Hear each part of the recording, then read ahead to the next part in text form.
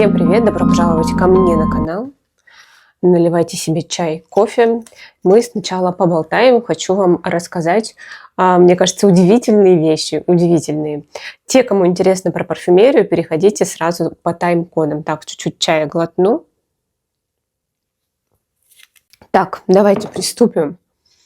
Удивительная вещь. Я себе купила и уже успела воспользоваться автозагаром. Те, кто меня смотрит давно, знают, те, кто присоединились, я живу в Испании, и я понимаю, что это может быть очень удивительно. Здесь солнце есть практически всегда, Температура зимой даже нормально около 20 градусов, сейчас немножко пониже, но на солнце все равно очень тепло. То есть, по идее, можно загорать, да? Но я даже летом практически не загораю, всегда наношу защиту 50 или 30, да, минимум.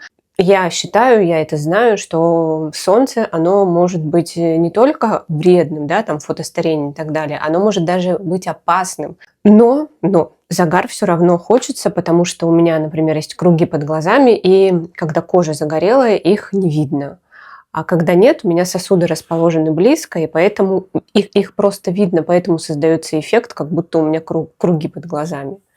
Это с детства, это такое строение. Но когда кожа загорелая, это нивелируется, их практически не видно. Поэтому я нашла себе, я перечитала, пересмотрела кучу отзывов. В Испании люди пользуются автозагаром, что на самом деле мне тоже удивительно. Я даже видела тут солярий. Солярий, правда, в Мадриде, не здесь, не в Валенсии, тут не видела никогда. Но в Мадриде я видела солярий, что меня тогда тоже удивило. Покажу вам бренд. Я не знаю, продается ли он в других странах. Это Bondi Sense. Я его купила на Амазоне, если что. Liquid Gold, австралийский бренд. И что мне в нем однозначно понравилось? Мне понравилось, что он пахнет очень вкусно кокосовым маслом. Правда, очень приятно. И когда его наносишь, вот этого, знаете, запаха специфического автозагара практически нет. Там чуть-чуть он промелькнул. Я его после душа вечером нанесла где-то за часа 2 до сна, потому что лучше все-таки сразу после нанесения не ложиться. Могут остаться там какие-то разводы. Где-то за часа 2, мне кажется, я его нанесла. Наносится он приятно пахнет. Как вы видите, да, вот оттенок, он абсолютно естественный. Он не очень темный. Я вроде его хорошо растушевала. Я еще посмотрела туториалы, как его правильно наносить. На испанском никогда не видела таких туториалов. Может, не искала, просто на русском. Но на испанском нашла прям как девушка. Она наносит на лицо. Есть такая специальная варежка. Это, если что...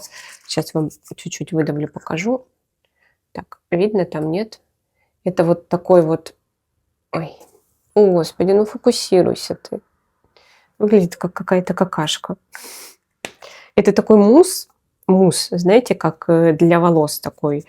И вот тут такая же похожая текстура мусса. Это очень прикольно, очень удобно. Там на специальную варежку наносишь и потом на тело. А вот на лицо она наносила такой кисточкой, которая для, тонального крема. Это намного как-то более точно, да, не варежкой по лицу этой размазывать, а вот этой кисточкой. Я точно так же сделала, правда, намного удобнее. И как-то, не знаю, да, по лицу этой варежкой мне всегда было как-то странно. Руками этот мусс брать ни в коем случае нельзя. Во-первых, его не растушуешь, будут разводы и белые пятна, а во-вторых, это как-то неприятно, мне кажется, вот эту вот штуку брать. А в-третьих, конечно же, руки останутся все вот в этом, такие они будут коричнево, вы поняли, да, какой такой цвет. Понравилось мне, как он наносится, но с утра я все равно нашла у себя разводы. Я еще думаю, потому что я всегда стараюсь очень сильно растушевать, чтобы я не наносила, да, в какой форме автозагар. Я думаю, что вот я его мало брала. Надо было как-то побольше его наносить. тогда бы, возможно, он не был разводами. Но там был всего в одном месте, в принципе, это я исправила. Как я уже сказала, что практически не было запаха автозагара. Один там раз немного вот вечером промелькнул он где-то, с утра я проснулась, и уже нет этого запаха. Все. И он потом не остается. Если в душ сходить, то запаха не остается автозагара. Никакого. Это мне очень нравится. Я пользовалась Сан-Тропе, по-моему, он называется, в форме мусса. Очень известный, популярный автозагар в мире. И там есть такой специфический запах. И там все-таки вот мне цвет не очень нравился. Тут, правда, он абсолютно натуральный. Короче, я рекомендую. У меня, как я сказала, Liquid Gold, но там есть еще другая серия, и там прям есть темный, средний, светлый, или светлый со средним как-то соединены. Ну, в общем, можно выбрать какой-то оттенок. В целом мне аромат очень, еще раз подчеркну, очень мне понравился аромат кокоса. Но это, конечно, для любителей кокоса. Так, у меня потек. Ай. Так, друзья, а вот то, что я туда в крышечку брызнула, оно потекло. Не сам автозагар, с ним все хорошо. Единственное, я помню, что мне вот у Сан-Тропе автозагара понравилось, что он такой темный, и когда его наносишь на кожу, можно контролировать. Ты видишь, где нанесла, где не нанесла, где, например, многое надо растушевать, а этот все-таки прозрачный. Наносишь на кожу, и, в принципе, ты не видишь его. Ну, вот конкретно этот, который я купила. Вот это немножко подводит. Мне кажется, поэтому у меня осталось в одном месте такое, даже не пятно, а такой вот развод. Видно, что я туда нанесла либо мало, либо вообще не нанесла. Так, что еще? Еще хочу вам показать вот такой крем. Я его купила в Меркадоне, в моей любимой. Я этот бренд Deli Plus, я не знаю, я видела его на Wildberries, не знаю, есть ли он еще. Это крем для кожи вокруг глаз. Вот так вот он выглядит. Вот так вот. Я напишу в инфобоксе, как он называется. Он как будто бы от морщин и мешков под глазами. Я вообще считаю, что, допустим, мешки, ну даже и круги часто, если это не физиологическое, то это все-таки больше вопрос там питания, хорошего сна, здоровья в целом. Поэтому я от крема не жду. Вот в своем случае вообще не жду, что крем мне как-то поможет и уберет круги. Я точно знаю, что нет. Точно так же и с мешками я особо на него не надеюсь. Да, может быть, как-то он... Есть такие крема, которые заполнят морщины на время, да, как будто лифтинг-эффект такой создадут, но и то на время. А в целом я ничего такого и не жду. Меня этот крем удивил тем, что он очень хорошо впитывается и очень быстро.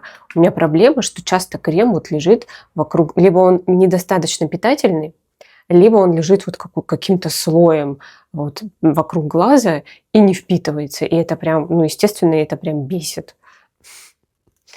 А здесь он прям очень хорошо впитался и именно что увлажнил кожу, прям поразил меня за те небольшие деньги, которые он стоит. Ну, в Меркадоне он недорого стоит.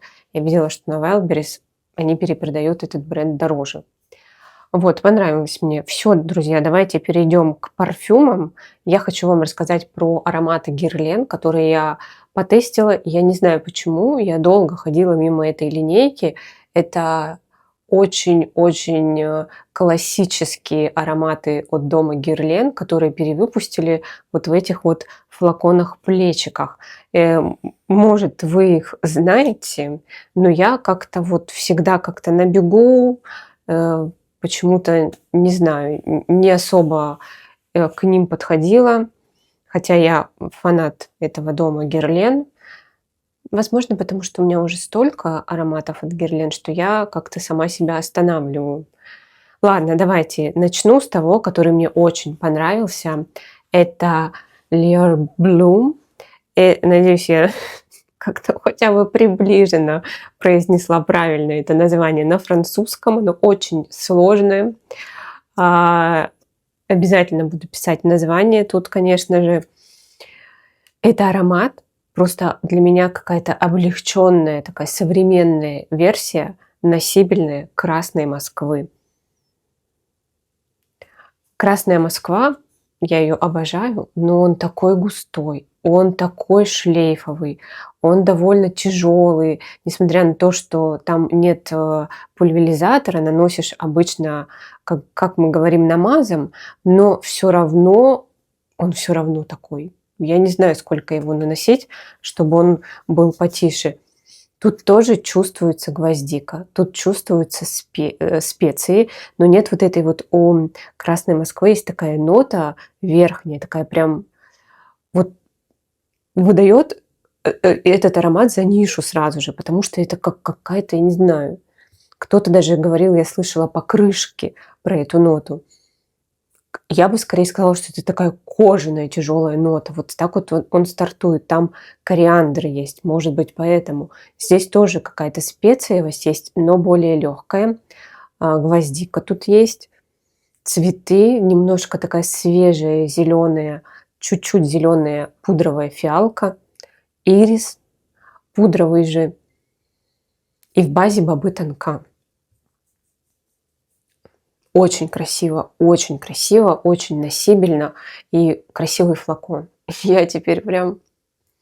Я им набрызгалась. На мне уже на коже был аромат, поэтому я нанесла на шарфик, на пиджак нанесла этот аромат, на волосы. И он очень красиво шлейфил. У нас, ну, не скажу, что холодно, да, я когда говорю кому-то, кто живет там, например, в Питере, что у нас холодно, плюс 14, люди меня не понимают. Но здесь эта погода ощущается как холодно. И да, у нас вот было, так скажем, прохладно. Ветер холодный, ветер прям еще и с влажностью прям до костей пробирает. И этот аромат очень подходит к такой погоде. Очень красиво.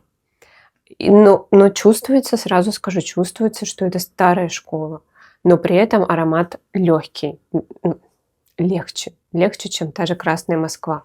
Второй аромат, который тоже очень мне понравился, это Après L'Onde. Здесь убрали вообще специи, но оставили вот эту самую фиалку, оставили ирис, какая-то есть легкая альдегидность, есть пудровость и как будто бы такая ваниль с чем-то древесным в базе. Но все, вот это вот и ваниль, все отсылает к старой школе, даже чем-то вот этот аромат мне напоминает к базе, если взять Шанель номер 5 к базе и вот этот к базе, вот они чем-то похожи. То есть цветочность, пудровость, немножко альдегидности и теплая такая древесная ваниль. Очень красиво этот аромат я тоже бы хотела, но больше, конечно, вот этот вот первый. Потому что я прям думала, вот бы Красную Москву, только полегче. Обязательно подписывайтесь на мой телеграм-канал Victoria Day Life. Я дублирую все видео туда, в этот день вечером, либо на следующий день. Если не забываю или что-то у меня там не случилось экстра важного, то обычно вот так вот я их перезаливаю. И, конечно же, не забывайте про мой промокод 10Victory. Он дает 10% скидку на все, суммируется со всеми акциями и скидками. И мне очень нравятся вот эти вот новые конструкторы с отливантами и с футляром в подарок от Рандеву. Очень удобно. И вообще мне очень нравятся именно отливанты в Рандеву. То есть отливанты именно в Рандеву мне нравятся. В то время как я, честно говоря, вообще не фанат отливантов. Но сэмплы, да, это всегда хорошо, чтобы попробовать аромат, чтобы его разносить и сэкономить деньги, не покупать что-то лишнее вслепую или даже не вслепую, потому что мнение об аромате может измениться, если его поносить. Еще мне нравится, что в Рандеву дают баллы за отзывы. Можно собрать такое количество баллов, что оплатить часть покупки, либо даже иногда можно собрать такое количество баллов, чтобы всю покупку оплатить. Ими это там возможно. Еще один аромат из этой же линейки, Шамат. Вот мне он как-то средний. Что мне не понравилось? Мне не понравилось, что он стартанул на меня каким-то таким зеленым гальбанумом, но таким старошкольным. Прям сразу же. Мне это не очень. В арпеж, кстати, тоже вот такой старт похожий, но он помягче, помягче. А здесь прям он такой холодный. И потом что-то такое немножко специевое, немножко цветочное, очень быстро улетающее. Вот поэтому как-то он мне не мое. Так, Шардан де Багатель. Вот это самый такой старошкольный. Мне даже в какой-то момент показалось, что это шипр. Я удивилась, что тут нет ни пачули, ни дубового мха нет в базе. Меня прям это удивило. Здесь какая-то такая есть нота, уходящая в кислинку, но это вот это не приятная кислинка, да, которая освежает аромат, а это именно аромат кислит. Какая-то мыльность, вот это вот немножко кислит, и как будто бы тут есть что-то типа дубового мха, но его нет. Или пачули вот тех самых, да, которые называют подвальными, но их нет. Поэтому я не знаю, что тут дает такой эффект. Возможно, на коже, возможно, на какой-то, не знаю, горячей коже. Он открывается красиво. Вот эта вот кислая нота уходит в какую-нибудь освежающую, а не в кислятину, как вот на блотере. И я уверена, на мне чаще всего ароматы открываются как на блотере, потому что у меня холодная, сухая кожа. Это прям описание блотера. Ну, вот так вот. Вот так вот. Очень, конечно, мне понравились вот эти первые два аромата. Причем вот этот апрес, он прям апре, да, прям, мне кажется, если не читается последнее, или читается во французском. В общем, вы поняли.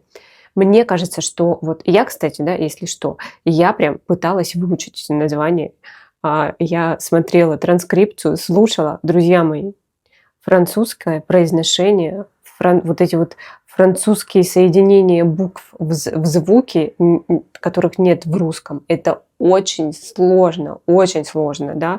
Те, кто вот поправляют блогеров или там кого-то еще, вы абсолютно не правы. Есть, понимаете, я сейчас изучаю испанский, и в испанском многие бренды, вот, допустим, Peugeot, да, Peugeot, это мы уже приближенно все-таки взяли транскрипцию французскую. В испанском оно произносится как Peugeot. И все испанцы так произносят. И никто никого не донимает, потому что уважают друг друга и свой язык. Ну, не может испанец, вот нет у них звука «ж», например, в испанском. И они не доканывают друг друга. Ну, не может человек. Есть вообще какой-то, вот как принято, да, вот в этой у носителей языка произносить иностранные названия, так и принято. Да, они там вот в транскрипции там, испанского или французского произносятся так, но носители, да, произносят как умеют. И если они между собой договорились и понимают, о чем идет речь, то я считаю, что, и не только я считаю, да, я изучаю язык, сейчас испанский, вот это на C1 уже мы обсуждаем, довольно на высоком уровне, что это нормально. Это нормально абсолютно. И я, да, здесь не буду ходить людям и рассказывать, что Peugeot – это Peugeot, а не ваша Peugeot. Я тоже говорю Peugeot, ну вот так вот. Не BMW, а BMW. Ну вот BMW. Это, кстати, прям язык сломаешь. Вот. Поэтому мне сложно произносить эти названия, и мне прям вообще не стыдно, как говорится. И, наверное, даже смысла нет мне писать, как это произносится, потому что я пыталась, и я старалась. Надо учить французский, надо тренировать эти звуки. Я думаю, те, кто по-настоящему учил, это знают, что это не так уж и просто. Если они это не с детства делали. У меня тут познакомилась девочка, которая с детства учила французский. И она говорит: ой, там вообще все легко, вот в испанском сложно. А на самом деле, друзья мои, в испанском произношении вообще нет ничего сложного практически. Это намного легче, чем французский или португальский, например. Прям там практически все, вот как вы видите, как пишется, так и читается. Там надо немножечко какие-то звуки помягче произносить, но в целом очень легко. Так, все, давайте дальше. Дальше про ароматы. Это было такое отступление. Хочу вам рассказать про ароматы, которые я подумываю продать. Расскажу вам причины, да, по которым я решила их выставить на продажу. Начну с тех, которые точно. Первый аромат от Tiziana Terenzi. Сколько тут, кстати, миллилитров? По-моему, 15 миллилитров. Ой, я его нанесла на себя и поняла, что он мне вот в это слишком здесь чувствуется, не откручивается, слишком тут чувствуется вот эта база, которая мне очень напоминает амбродеревяшки. Особенно вот сейчас, когда холодно, прям так на меня шлейфануло, и я поняла, что я этот аромат, ну, очень редко его ношу, прям очень редко у меня тянется рука, и он прям вот, ну, скажем так, абсолютно не универсальный, и не везде его можно носить. А я не люблю такие ароматы, которые стоят, потом еще начинают выпариваться, поэтому решила его выставить. Вот этот вот точно хочу выставить. Еще один аромат. Очень меня привлекло в нем. Ой, сейчас вам покажу флакончик. Очень меня привлекло в нем, что здесь натурально звучит кофе, цитрусы. Ну, кофе прям очень натурально. Но я вообще его абсолютно не ношу. Вот просто, вот как он пришел, немножко его поносила, еще пыталась мужу его, так сказать, продать. Ну, понимаете, да, идею носить, продать. Но тоже как-то вот у него не тянется рука. И поэтому я думаю, что надо его продать. Кому-то он будет нужнее. Но в целом аромат, мне не хватает в нем какой-то теплоты и сладости. Он к базе становится послаще, но вот этот старт, ну, как-то вот мне вообще сейчас кажется, что вот это кофе и цитрусы – это больше в мужскую сторону. Так, дальше. Yves Saint Laurent Libre Le Parfum. У меня есть версия Intense, и я просто, да, не сношу вот эти 2 флакона. В ближайшие лет 10, мне кажется, нет. И смысл хранить у себя второй практически идентичный вариант я не вижу. Для меня они очень сильно похожи. Да, в версии Intense там вот между ванилью и лавандой такой есть какой-то вот как перепад, да, а здесь все очень сглажено, очень сглажено. И я бы сказала, что вот версия Intense к базе, когда открывается, она очень похожа вот на эту. Тут только сразу. И зимой вот это, конечно, даже можно сказать более носибельное, да, потому что, ну, на мне лаванда звучит дольше, открывается вот до вот этого вот он дольше, но все равно их 2 практически одинаковых. Я их даже помню на слепых затестах, это были слепые затесты у меня с мужем, я не отличила их. Я не помню, какой он мне подсунул, но я его приняла за другой. То есть эти нюансы, они заметны, вот когда ты знаешь, вот когда ты тестишь их параллельно и знаешь, где какой, тогда ты можешь сказать. Но на самом деле в шлейфе и вот даже с блотера я вообще их никак не идентифицировала. Для меня это как один аромат. Так, True Last. True Last от Etat Libre d'Orange. Просто очень долго стоит у меня. Не тянется рука. Ничего плохого сказать не могу. Аромат мне нравится. Тут такая пудровая фиалка. Тут есть роза, но она не чувствуется. Она какая-то косметическая, больше как будто косметический аспект придает. Тут есть нота рома, которую я чувствую больше как изюм. Очень красивый аромат, просто не ношу его. Они, конечно же, не один в один с Putaine de Palaces. Та более такая с характером, этот более такой гармоничный аромат на каждый день, можно сказать. Хотя и Putaine сейчас делают такую не очень громкую. Ну, просто не ношу. Я даже не знаю, сколько у меня там осталось. Надо будет просветить. Вот. Тут практически все ароматы из серии, они классные, они мне очень нравятся, и мне очень жалко их продавать. Мне правда не хочется вообще никакой из этих ароматов продавать, но они стоят. Они стоят, они занимают место, я все время смотрю и думаю, надо им воспользоваться, вот прям надо. А с ароматами так не должно быть. Не должно быть надо, должно быть хочу, вот прям. Ну, вы понимаете, думаю, меня. Еще один аромат, который мне очень нравится, это Арпеш от Lanvin. И точно так же я просто его не ношу. Мне не нравится в нем стойкость. Он очень классный, он летящий, он даже чем-то напоминает молекулярный аромат, такой цветочный, свежий, очень-очень женственный, нежный, но вот очень быстро слетает. А я не люблю обновлять ароматы, носить с собой, поэтому когда я думаю, что нанести, я скорее потянусь к тому, который будет со мной целый день. Я не люблю слишком громкие ароматы, но люблю, чтобы они были стойкие. И это довольно-таки часто встречается. А вот здесь вот он и не громкий, он и, к сожалению, не стойкий.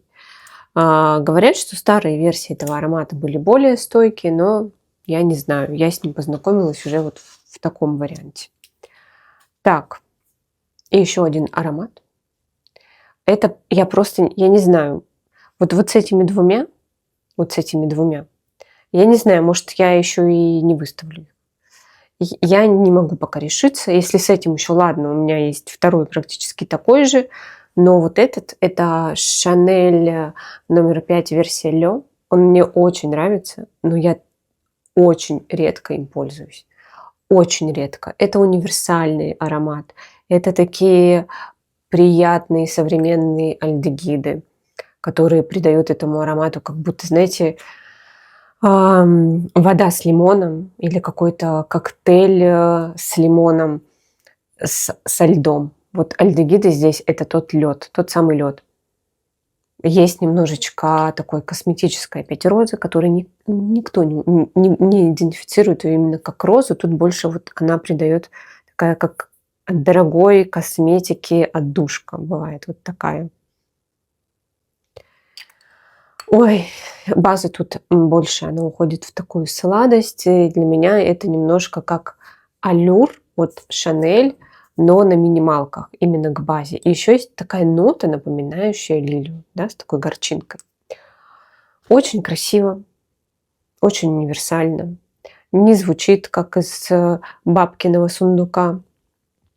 Некоторые так 5 называют, я не согласна с этим в корне, но так ее некоторые идентифицируют из-за этих альдегидов. Ну вот, я не знаю. Ну что думаете? Как вы думаете? Ну я, вот понимаете, вот у меня вот это количество, да, вот которое сейчас в нем, я его купила с рук, и его тут было практически столько же, что надо сказать, что аромат не парит. С ним ничего не случается. Он, как мне всегда удивлялись, у меня там один аромат Chanel испортился, все удивлялись, как вообще это может быть, потому что Chanel не портится. Ну вот, глядя на этот аромат, я могу сказать, да, Chanel не портится.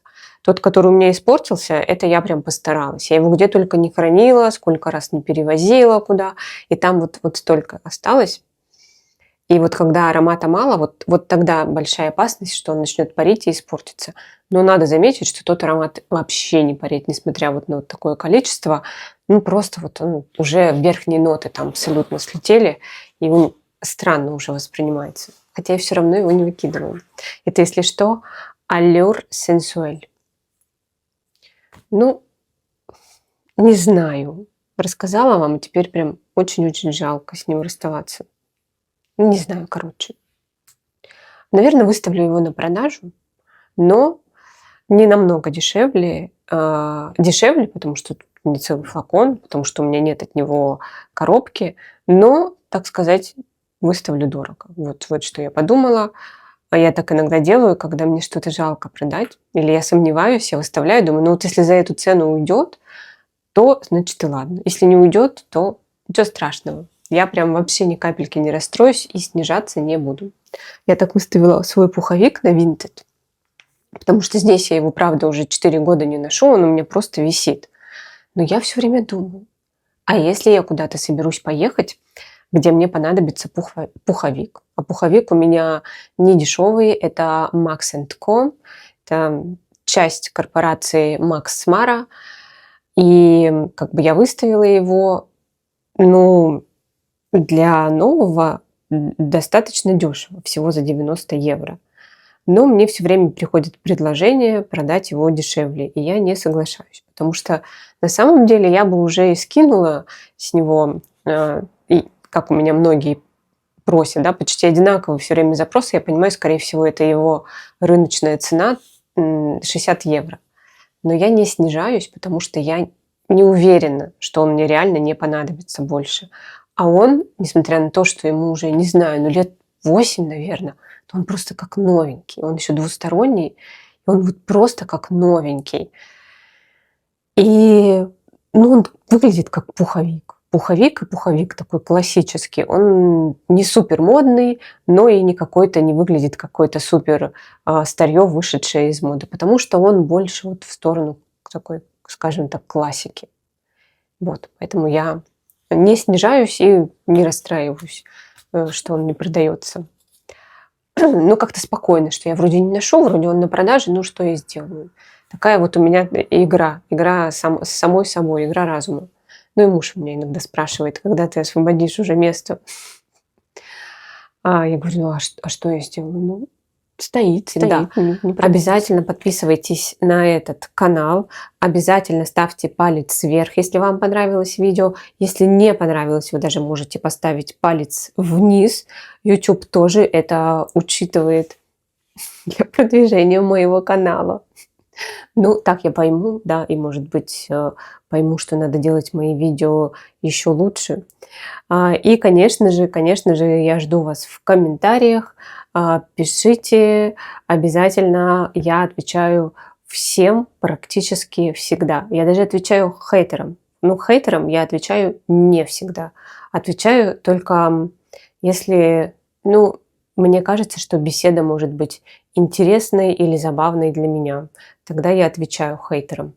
А если что-то уж там совсем такое, да, банальное или неинтересное, то, конечно же, нет. Поэтому хейтеры дорогие, ну вы тоже как-то, да, креативьте, да, давайте. Все, друзья, спасибо вам, что были со мной. Я желаю вам хорошего настроения. Желаю вам, в воскресенье выходит видео, да, желаю вам хорошего выходного. А в Испании, кстати, и понедельник еще выходной. Так что, если вы отсюда меня смотрите, то вам еще понедельника, да, выходного. Желаю хорошего. Все. Всем желаю обязательно быть счастливыми. Всех целую, обнимаю. И увидимся в следующих видео.